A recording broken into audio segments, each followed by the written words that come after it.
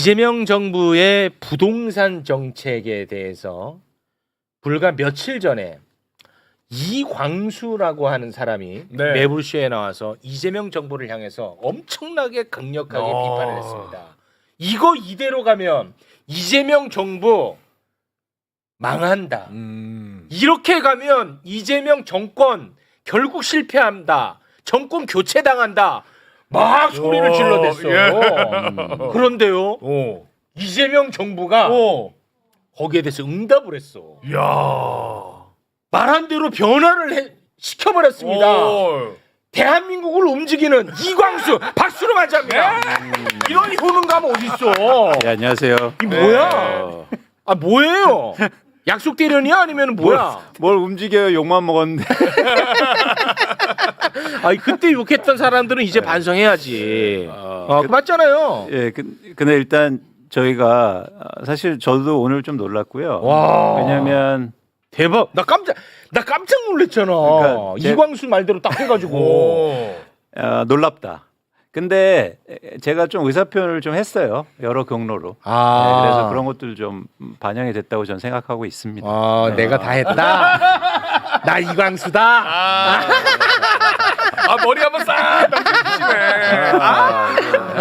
자 그러면 이 소식을 모르는 분들도 많이 계실 테니까 일단은 부동산 정책 어떤 변화가 있는지 그걸 좀 짚어주시죠. 일단 저나 아니면 시장에서나 그러니까 중요한 게 왜 이렇게 급하냐. 뭐 조금만 시간을 줘라. 이런 급하다 말씀을 많이 그랬어요. 하셨죠. 급하다 그랬어 이광수. 그러니까 우리가 현재의 상황 파악을 좀 할 필요가 있었다는 거죠. 네. 그런 측면에서 제가 두 가지를 여러분한테 보여드리고 싶은데 첫 번째는 서울의 아파트 가격의 주간 상승률 그래프입니다. 이 그래프는 주간으로 지금 아파트 가격이 얼마나 올랐냐면 0.4%씩이 막 오르고 있었다고요.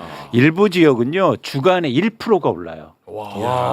그러면 한 달에 몇 프로가 오른 거면 4%요. 폭등. 그러면 연간으로 해서 48%가 오른다는 얘기예요. 와 이거는 큰일 났어. 그러니까 이대로 놨으면, 그러니까 이재명 대통령께서도 국회에서 정확히 뭐라고 하십니까? 경제는 뭐다? 타이밍. 그렇죠. 그렇지. 그렇죠. 이 상황이었는데 다음 장을 보시면 더 놀라운 일은 집을 갖고 있는 사람들이 엄청나게 안 팔아요.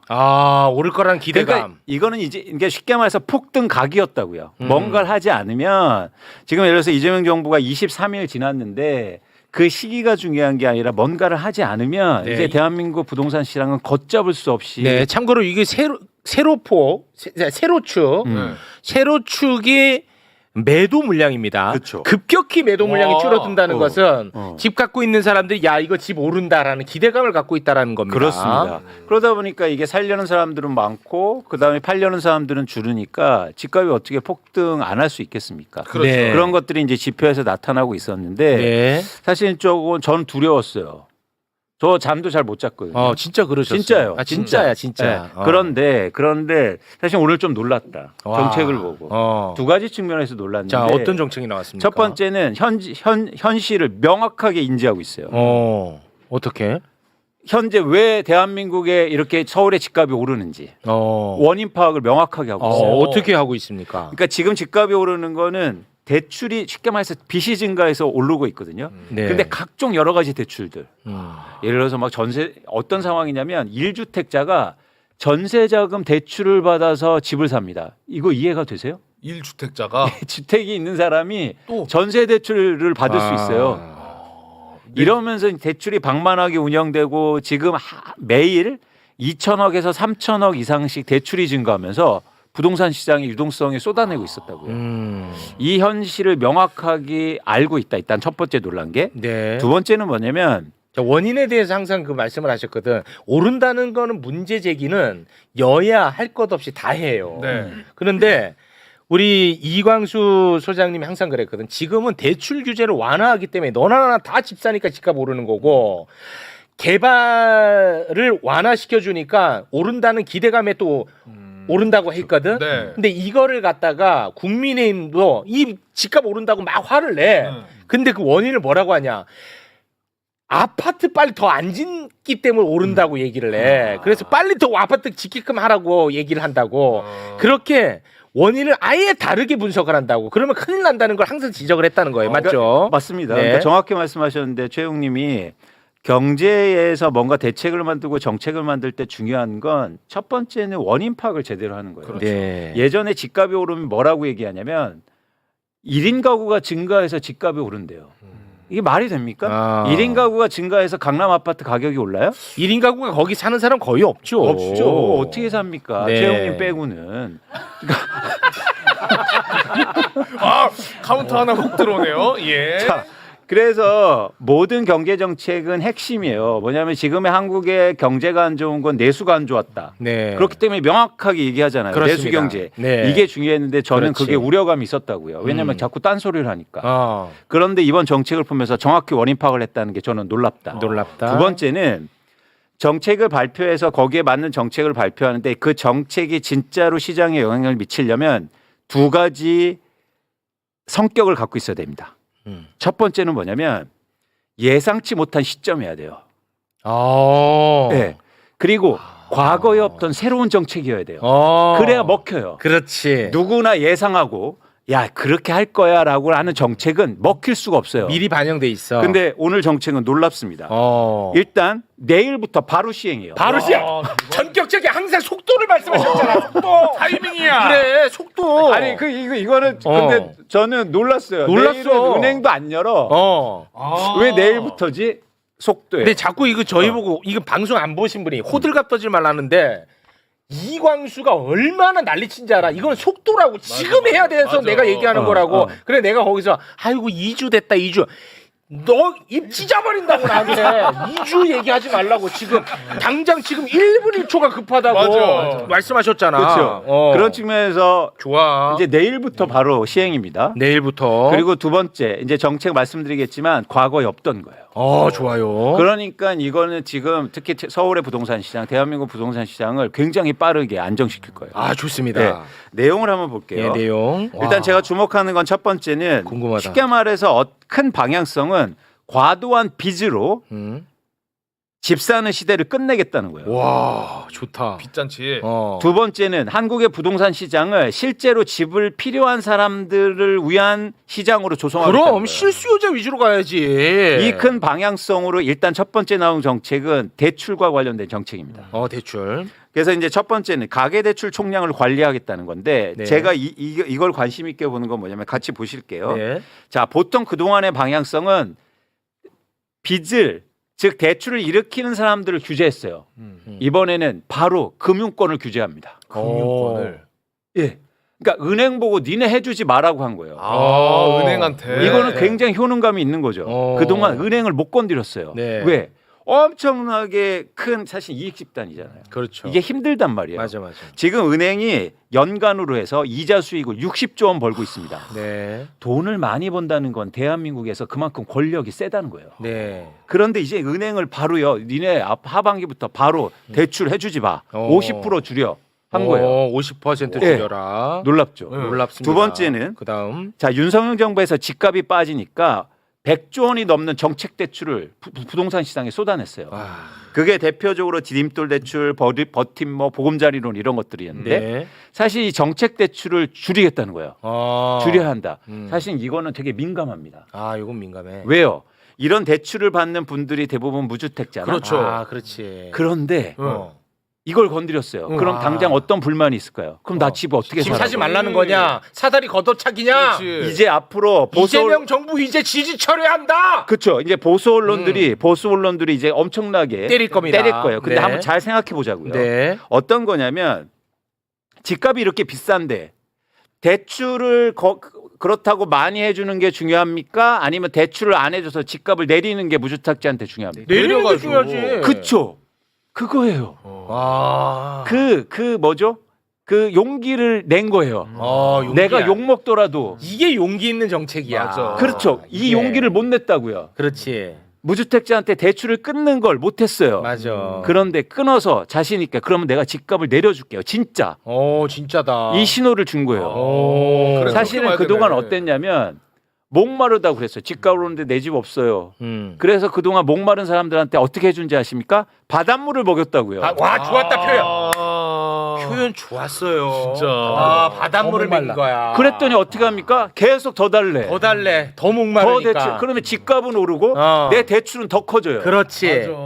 와, 좋았다 지금. 맞아. 자, 이제 바닷물 끊고 이제 우물 팝니다. 우물을 파자는 거야. 이거예요. 그래서 그렇지. 이게 놀라운 정책이에요. 이건 아무도 못 하는 거야. 그렇지. 물 없어? 그러면은 물을 파야 될 거 아니야. 그렇죠. 어. 바닷물을 왜 먹여요? 바닷물을 먹이면 되냐고. 그래서 좋았어요. 여러분 너무 여기에서 흥분하지 마시고. 자, 지금 우리가 본인이 제일 흥분했어요. 아 근데 이해가 확실히 돼. 본인이 제일 흥분했어요. 전 사실 이 정책이 가슴 떨려요. 이거 너무 가슴 좋다. 떨려. 이거 근데 진짜 용기 있게 낸 거야. 이거는 이재명 대통령 정부만이 할 수 있다. 좋았어. 이거는 박수 받아 마땅해. 그동안 아무도 용기를 못 용기 냈거든요. 못 냅니다. 이거 진짜 내가 대통령이 돼도 용기 못 내. 왜냐하면 내일부터 바로 욕 먹을 거거든. 바로 그냥 다 쏟아낼 거예요. 다 이제. 쏟아내. 다 쏟아낼게요. 집 사야 되는데 서민들 어떻게 하냐. 맞아. 사다리 아닙니다. 걷어차리라고. 서민들한테 중요한 건 대출을 많이 해주는 게 아니라 그렇지. 부동산 집값을 시장을 안정시키는 거예요. 안정화시키는 거야. 그게 본질이잖아요. 그렇습니다. 예. 두 번째. 자, 봐라. 내일부터 보도 어떻게 나오는지 너 봐봐. 벌써 나와요. 서민들 뒤통수 맞았다로 나올 거야. 내가 헤드라인 뽑아줄게. 오케이, 알았지? 오케이. 그 다음에 바로 이어서 양극화 심화. 돈 없는 사람은 집 못 사고 이제 돈 있는 사람만 집 산다. 양극화. 찾아봐. 무조건 그렇게 갈 겁니다. 내일부터. 자, 두 번째인데. 두 번째. 주택담보대출을 바로 강화하는데 예를 들어서 1주택자를 이상 갖고 있는 사람들은 대출을 빵. 야, 이거 우리가 얼마나 강조했어. 그쵸. 집 있는 사람한테 왜 대출을 또 해주냐 이거야. 그렇지. 와, 아 근데 이거는 그냥 뭐 10% 20% 아니고 그냥 빵. 빵 좋아. 이거 보여주세요. 와, 놀랍지 않습니까? 진짜지. 그냥 빵이야. 진짜 빵 맞지. 저 빵은요. 어. 빵은 진짜 용감한 거예요. 그래, 잘했다. 이거 잘했다. 진짜 잘했다. 그냥 진짜 이게 잘했어. 놀랄만한 거예요. 와, 놀랄만하죠. 그 다음에 와, 잘했다. 은행들이 엄청 꼼수를 썼어요. 뭐냐면 대출 제한을 하니까 대출 만기를 늘려버려. 50년 만기 이렇게. 맞아. 그렇지. 그래서 평생 빚에 허덕여. 그러니까요. 50년 동안 갚아야 돼요. 그럼 제가 갚으면요. 지금 대출 받으면 100살에 갚아야 돼. 100살까지. 그럼 100살 갚는 게 중요한 게 아니라 쓸 돈이 없어서 내수가 안 돌아 또. 맞습니다. 예. 그래서 이번에 그냥 야 30년 그거 안 규제. 돼. 저는 그 이상은 안 된다. 그 이상 안 돼. 예. 와. 이런 저는 결단하고 과감성이 너무 좋아요. 자, 다음 장. 자, 다음 장 갑니다. 지금 어떻게 했냐면 아까 말씀드린 것처럼 1주택자도 전세담보 대출 받아서 전세금으로 집 사고 대출 받아서 이런 형태들이 엄청 많았다고요. 이제 진짜 전세로 사는 사람만 대출 받아. 나머지는 전세 대출 안 돼. 이것도 끊어버렸어요. 와, 잘했다. 이제 갭 투자 같은 거 이제 안 됩니다. 그렇죠. 어떤 식이었냐면 예를 들어서 내가 전세 살아요. 그래서 내 돈으로 살고 있는데 집값 오른다 그러니까 이걸로 대출 받아서 그 전세 대출로 다른 데 집을 사요. 이런 형태들이 굉장히 많았단 말이에요. 그러니까 집값이 안 오를 수 없지 그렇지. 않습니까? 너무 비정상적이잖아. 이런 것들이 막 그러면서 은행들이 돈을 벌고 한국의 주택 시장은 엉망이 되고 엉망이고, 그럼 무주택자는 울고 울고, 전세 가격, 월세 가격 올라. 오르고 집에 보급은 계속 된다니까 공급은. 맞아. 근데 결국은 한 채 갖고 있는 사람이 두 채 갖고 두 채가 세 채 되는 겁니다. 맞아요. 그리고 예를 들어서 한 채가 학교 있는 사람이 팔아서 또 비싼 집 대출 받아서 사가고 갈아타기 하고 끈이 없어요. 끊임없어. 이게 계속 그러니까 바닷물이에요. 네. 진짜. 그리고 와. 또 하나 놀라운 게 이 새로운 정책인데 너무 좋은데. 자 주담배 주택담보대출 좋아요. 주담대. 6억 원에서 그냥 끝. 더 이상은 안 돼. 그게 무슨 말이에요? 그러니까 예를 들어서 대출을 받으면 10억 원을 사든 20억 원을 사든 그동안 가격에 비례해서 대출을 해줬단 말이에요. 그러니까 집값이 아주 비싼 집값은 대출을 그만큼 많이 해줬다. 그렇죠. 그런데 그 상한제를 둔 거예요? 그렇죠. 얼마로? 그래서 6억 원. 6억 원으로. 수도권. 그러니까 내가 30억짜리 집 살아도 이 집을 담보로는 6억밖에 대출 안 6억 되는 이상은 거죠. 안 되는 거야. 그동안은 막 50% 해주면서 15억씩 받아버려. 그러니까. 6억 원은 잘했다. 안 돼. 6억은 더 이상은 안 돼. 그렇지, 잘했다. 이게 새로운 정책이에요. 과거에 없던 이건 거. 처음이에요? 지금 깜짝 놀랐어. 놀랐어? 네. 많이 놀랬나 봐. 부동산 시장 놀랬어? 지금 보수 경제지들 깜짝 놀랐어요. 많이 놀랬구나. 이게 놀랬구나. 이게 좋아요. 요게 좋아. 네, 그래야 정책의 효과가 제대로 날 수 있는 거예요. 제가 볼 때 대한민국 부동산 시장 안정될 수 있고 사실 이게 더 놀라운 게 첫 번째라는 거예요. 이게 첫 번째야. 예. 너무 상식적인 것 같은데 이게 첫 번째구나. 그렇죠. 그리고 저는 시점도 너무 좋았다. 시점도 좋았다. 시점이 좋아. 그러면 만약에 이거를 예고를 미리 하고 예측이 됐으면은 아까 우리가 본 그래프보다 집을 갑자기 또 파는 사람이 많아졌겠네. 맞아요. 그렇거나 막 집을 미리 막 사거나. 미리 사. 그러니까 예를 들어서 안 된다니까 지금 막 열흘 동안 엄청 대출 받는 거지. 이런 부작용이 있는데 사실 이번은 정광석화까지. 옛날에 김영삼 때 뭐냐면 금융실면제 이런 금융실면제로 가는 거야. 좋았다 이거. 그리고 그래서 이제 마지막으로 제가 말씀드리고 싶은 건 이제 다음 스텝이 중요하잖아요. 네. 그래서 제가 제안 드리고 싶은 게 있어요. 제안. 재미 들렸습니다. 본인이 무슨 뭐 대통령입니다. 자 제안 또 들어갑니다. 그러니까 지난번에 제가 말씀드린 게 대출 규제 필요하다. 이번에 나왔죠. 속도 빨리 해야 된다. 자, 이번에 두 나왔죠. 번째는 두 번째. 어쨌든 대통령께서 어떤 말씀하시냐면 세금으로 집값 잡지 않겠다고 말했어요. 말씀하셨어요. 네. 좋습니다. 그런데 우리가 세금으로 교정할 게 있어요. 뭐예요? 뭐냐면 대한민국의 부동산 세금이 공정하고 공평하지 않아요. 부동산 세금이. 네. 왜요? 공정한 세금 체계가 구축돼야 된다. 이거는 집값을 잡는다는 얘기하고 다른 거예요. 이거 공정의 문제예요. 예를 들어서 제가 예를 들어 볼게요. 네. 최근에 서울 성동구에 24평 아파트입니다. 24평. 크지 않아요. 24평 아파트를 13억 7천만 원에 매각했어요. 13억이 매각. 그런데 3년 전에 이 집이 15억 5천만 원에 산 집이에요. 그래서 3년 동안 7억 2천만 원의 수익을 냈습니다. 15억에 샀다면서요? 15억에 아니 11억 5천. 11억. 진짜. 죄송합니다. 다시. 다시. 24억 아파트를 다시. 자, 24평 아파트. 24평 아파트를. 24억 아닙니다. 24평 아파트를 언제? 자, 3년 전에 11억 5천에 샀어. 11억 5천에 근데 샀어. 최근에 18억 7천만 원에 팔았어요. 18억 7천. 왜 이렇게 갑자기 막 내가 봤을 때 둘 다 흥분했어 지금. 자, 조금 24억 아니고. 진정하시고. 다시 한다. 다시 처음부터 24평 아파트인데 24평 아파트인데 3년 전에 11억 5천만 원에 샀어요. 3년이 지나서 어제 8억 7천에 팔았어요. 8억 7천에 팔았어요. 근데 이거 살 때 대출을 50% 받아서 내 돈을 5억 7천만 원 들어갔어. 네. 살 때. 근데 5억 7천만 원 그래서 수익이 얼마 났냐면 3년 동안 7억 2천만 원 났어요. 네, 7억 2천. 그래서 내 돈 대비해서 수익률은 125%예요. 그런데 네. 이분이 팔아서 다른 데 갈아타게 했어. 네. 그런데 놀랄만하게 3년 동안 수익이 7억 2천만 원 냈는데 양도세 소득세가 8천만 원 나옵니다. 네. 11% 세금을 내요. 네. 11%. 이게 왜 이런 말씀을 드리냐면 우리나라에서 똑같이 이렇게 최영님이 여기 일해서 3년 동안 7억을 벌잖아요. 그러면 20% 이상을 내야 돼요. 세금을. 네. 내 몸을 움직여갖고 노동을 해서 번 돈은 세금을 더 내? 네.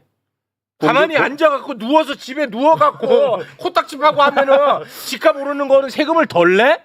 공정하지 않죠. 공정하지 않은 게 아니라 나는 지금부터 집회 나갈라오. 갑자기 인민군이 와, 나 지금부터 집회 나갈라오.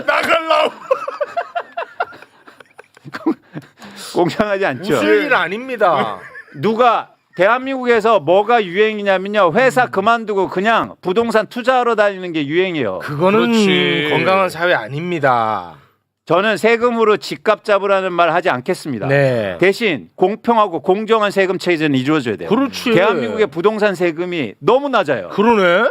진짜 그러네. 그러다 보니까 계속 팔고 이익 봐서 또 부동산 사고 또 부동산 투자하고 있단 말이에요. 이거는 교정돼야 된다. 이 노동의 가치를 인정하지 않는 사회야. 어떻게 보니? 나는 이거 처음 알았네. 이런 사회인지. 대한민국이 계속 그래왔어요. 이거는 개혁해야 됩니다. 와. 네. 그래서 세금으로 집값을 잡겠다는 게 아니라 그렇지. 공평한 과세가 공평하게 이루어져야 과세 하자는 거지. 아니면 근로소득세를 낮춰주든지. 그래 맞아.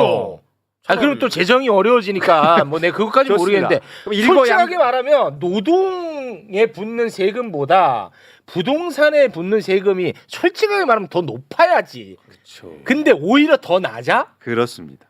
이거를 그냥 지켜만 보고 있었다. 예. 이광수 나가. 보고 싶지도 않아. 이거를 지켜만 봐왔어 여태. 보고 싶지도 않아.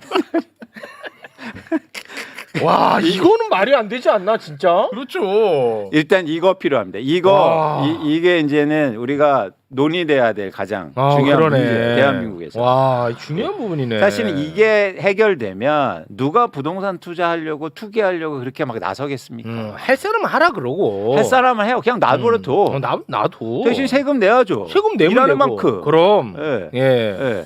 그래서 이게 와. 지금 저는 과세가 뭐 이게 뭐 징벌적 과세 뭐 이런 걸 얘기하는 징벌이 게 아니잖아. 그러면 징벌적 노동이냐? 무슨 그런 말을 좋아요 하고 있어. 그 표현. 아니 뭐 만담이야 뭐야? 그 표현 좋아. 짜고 온 거야 뭐야? 징벌적 노동이냐? 저 20년 징벌적 과세라고 얘기하는 사람 할 때마다 맞대응을 가져야 돼. 그러면 좋다. 징벌적 노동이냐? 너무 좋다. 요걸로 가져야지. 역시. 역시. 강제징용이냐? 이거 가져야지. 무슨 말인지 알겠죠? 그럼 강제 노동이냐? 뭐하냐?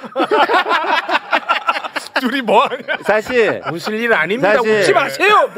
뭘 보고 웃어요? 사실 제가 오늘 너무 좋아요. 너무 좋아. 솔직히 저는 말은 못했지만 솔직히 좋아. 좀 실망했었거든. 그동안에 왜냐? 자 이광수가 누굽니까? 이광수는 솔직히 매불쇼에서 행여나 정치적인 얘기할 때 본인이 정치적으로 느껴질까봐 굉장히 조심했던 사람. 왜냐? 본인은 경제에 대한 이야기를 하고 싶어. 예. 근데 행여나 나를 정치적으로 누군가가 볼까봐 조심했던 사람이야. 근데 지난번 대선 국면에 자기 얼굴을 딱 드러내고 무대에 올라서 이재명 후보를 지지 선언을 했어. 엄청난 결단이었어. 네. 그런데 이 부동산이 폭등하면서 이걸 보면서 와 이거 이대로 가면 이 정부 끝난다 해서 너무나 화가 났던 거야. 솔직히 실망했잖아.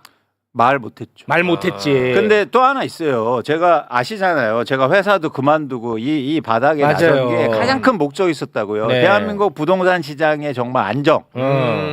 그래서 제가 매불쇼도 다 계속 얘기하고 한 거예요. 네, 맞아. 제가 왜 억대 연봉 받다가 왜 나와서 이렇게 돈도 못 벌고 있겠습니까? 그런데 진짜 좋은 세상이 열린 거잖아요. 근데 그렇지. 아무것도 안 하는 거야. 그렇지. 그때마다 잠이 안 와. 내가 옆에서 야 2주 됐다 2주 닥쳐 이렇게 한 거야. 2주가 중요한 게 아니라 지금 폭등하고 있는데. 그렇지. 예, 근데 그리고 나는 이건 하나 얘기하고 싶어요. 지금 뭐요? 댓글에 지난번부터 이광수 너가 부동산 내려간다고 했잖아. 네가 뭘 알아? 지금 다 틀렸잖아 하는데 맞아요. 가만히 있었으면 내려갔을 거예요. 근데 윤석열이가 계속 부양시켰다니까. 오히려. 그 얘기를 쏙 빼고 해 얘네들이. 아유 진짜 나 아니면 이걸 누가 없죠. 나 울 것 같아. 울 것 같아. 근데 오늘 너무 좋으시다. 최영이 진짜 너무 감동이야. 그러니까 이게 사석에서 만나면 되게 그러니까 안 친절한데 방송에서는 친절한 것 같아. 되게 우회죠. 그래서 저는 사적으로 안 만나고 여기 매불쇼에서 만나고 싶어요. 네. 지금 만끽하셔야 돼요. 이 최욱 씨의 따뜻함. 오늘 여러 가지로 감동받고 제가 갑니다. 너무 네, 좋습니다, 네, 진짜. 고맙습니다. 그래서 아까 형평에 맞는 공정한 과세 정책은 내가 다시 한번 경고한다는 좋습니다. 말씀입니다. 맞죠? 네, 그래서 축구합니다. 이거 체계 만들어야 된다. 그럼 우리나라가 진짜 부동산 시장이 우리 아이들을 위해서 우리 아이들이 이 부동산가 어떻게 지탱합니까? 맞아요. 못해요. 못해. 그러기 위해서 그런 세상을 만들려면 저는 일단 그 공평한 과세, 공정한 과세 여기까지도 한 발자국 더 나가야 된다. 그럼 이재명 정부가 저는 대한민국 부동산 시장을 안정시킨 첫 진보 정권. 이 타이틀을 이재명 정부가 가질 수 있다고 보고 있습니다. 자신감을 가지세요. 자신감을 가져라. 맞아. 집값을 잡겠다 이런 게 아니라 진보 정부 중에서 유일하게 한국의 부동산 시장을 안정시킨 안정이야 안정. 그거요. 네. 그거 할 수 있다. 이게 진짜 너무 저도 다행이라고 생각하는 게 제 친동생이 서울에서 회사 다니는데 집값을 보고 이거는 내가 여기서 10년 20년 해도 안 된다 절대 해서 안 돼. 절대. 지금 광주 내려간다 그랬거든요. 절대 안 돼. 서울 생활 포기하고 내려간다 그랬었거든요. 맞습니다. 근데- 집값을 내려줘야지. 계속 빚내라고 기회 주는 게 그러니까. 기회냐? 네. 바닷물이지. 바닷물이 좋았어요. 바닷물. 계속 써먹어요? 아니 써먹는 게 아니라 훌륭합니다. 좋습니다. 너무 좋습니다. 정말 세상은 바뀌었고요. 효능감을 우리가 느끼고 여기서 희망을 봅니다. 맞습니다.